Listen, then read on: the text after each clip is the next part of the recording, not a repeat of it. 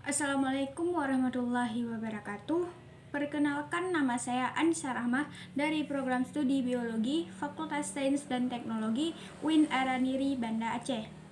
Pada kesempatan kali ini, saya akan mereview jurnal tentang River Continuum Concept dengan judul Pengendalian Penggunaan Lahan dan Konsep Kontinum Sungai pada Komposisi Bahan Organik terlarut secara antropogenik daerah aliran sungai subtropis yang terganggu, yang mana video ini saya buat untuk melengkapi tugas saya dengan mata kuliah ekologi perairan dan dosen pembimbing Bapak Ilham Zulfahmi MSI. Bahan organik terlarut atau DOM berisi kumpulan terbesar karbon organik yang dapat ditukar diangkut ke seluruh daratan. Contohnya itu adalah DOM chromophoric atau SIDOM. DOM chromophoric atau SIDOM adalah peredam cahaya yang keduanya dapat mengatur primer produksi dan melindungi organisme air dari bahaya radiasi.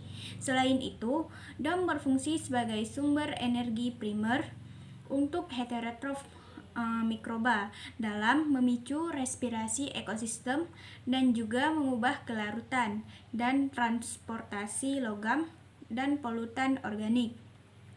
Dengan demikian, DOM juga merupakan sumber penting penghindaran CO2 dari sistem akuatik dan dengan demikian kritis komponen dalam siklus karbon global.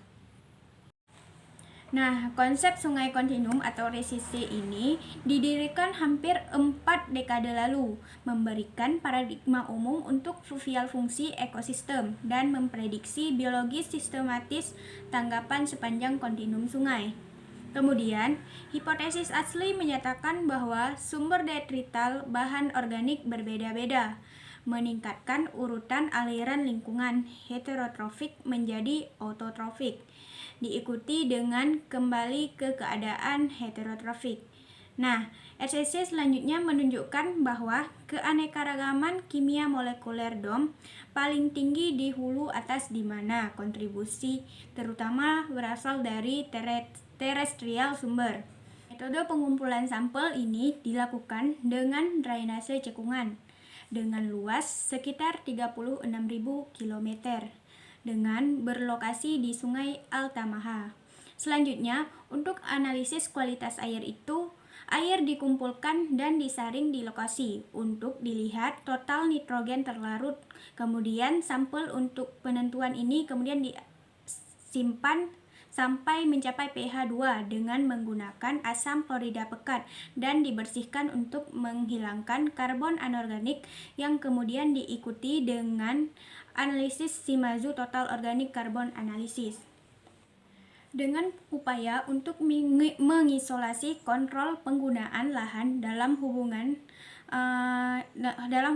dengan RCC di Sungai Altamaha. Sampel dikumpulkan pada berbagai gradien tutupan lahan dan selanjutnya dikategorikan oleh Strandler aliran agar sesuai dengan model RCC asli.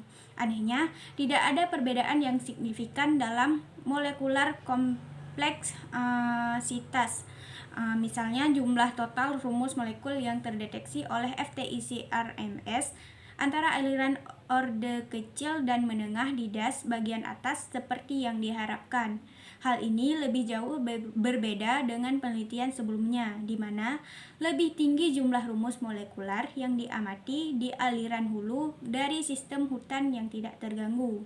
Demikian pula, keragaman fungsional atau FD yang dilaporkan untuk setiap indeks FTIC-RMS juga tidak berbeda secara signifikan antara aliran orde dan menengah, yang menunjukkan bahwa antropisasi sistem headwater mungkin menjadi pendorong utama perubahan dalam kompleksitas molekuler DOM, sehingga paradigma tradisional untuk memprediksi dinamika bahan organik dalam sistem alam menjadi kurang terasa ketika gangguan das diperkenalkan. Nah, secara umum, FDN terdiri pada sampel order aliran kecil dan menengah dibandingkan dengan order aliran besar, menunjukkan bahwa ada keragaman yang lebih tinggi dari senyawa yang mengandung N yang kemungkinan mewakili DOM yang tersedia secara hayati di das bagian atas. Sebaliknya, keragaman dalam berat molekul dan senyawa yang sangat secara signifikan lebih rendah dalam ordo aliran kecil dan menengah sehubungan dengan ordo aliran besar. Demikianlah sedikit review jurnal dari saya. Lebih dan kurang saya mohon maaf. Assalamualaikum warahmatullahi wabarakatuh.